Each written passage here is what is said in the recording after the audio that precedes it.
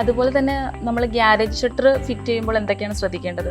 Garage enquiries നമ്മുടെ customers ആവശ്യപ്പെടുന്ന സമയത്ത് നമ്മൾ ക്ലയൻറ്റിൻ്റെ അടുത്ത് നമ്മൾ പറയാറുള്ളത് ഗ്യാരേജിൻ്റെ 3 സൈഡും ക്ലോസ്ഡ് ആയിട്ടുള്ള രീതിയിൽ ഡിസൈൻ ചെയ്യാൻ വേണ്ടിയിട്ടാണ്.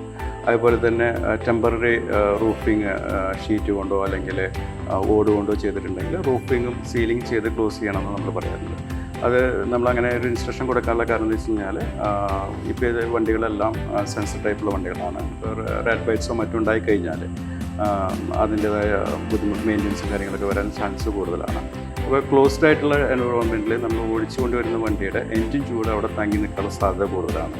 ഈ തങ്ങി നിൽക്കുന്ന ചൂട് നമ്മൾ നിൽക്കുന്ന സാഹചര്യത്തിൽ ഷട്ടർ ക്ലോസ് ചെയ്യുകയാണെങ്കിൽ ആ ചൂട് അവിടെ തങ്ങി നിൽക്കുമ്പോൾ കാറിൻ്റെ കളറ് ഡാമേജ് ആവാനും അതുപോലെ ഇൻറ്റീരിയർ പെട്ടെന്ന് ഡാമേജ് ആവാനുള്ള സാധ്യത കൂടുതലാണ്. അപ്പോൾ അതിന് വേണ്ടിയിട്ട് നമ്മൾ ഷട്ടേഴ്സ് ഗാരേജിൽ ഡിസൈൻ ചെയ്യുന്ന സമയത്ത് പെർഫറേറ്റഡ് ടൈപ്പ് ഹോൾസുകളുള്ള ടൈപ്പുകളുള്ള എലിയൊന്നും കയറാൻ പറ്റാത്ത രീതിയിലുള്ള അത്രയും ചെറിയ ഹോൾസുകളുള്ള ഷട്ടേഴ്സ് പ്രൊഫൈൽസ് ആണ് നമ്മൾ ഡിസൈൻ ചെയ്യാറ്.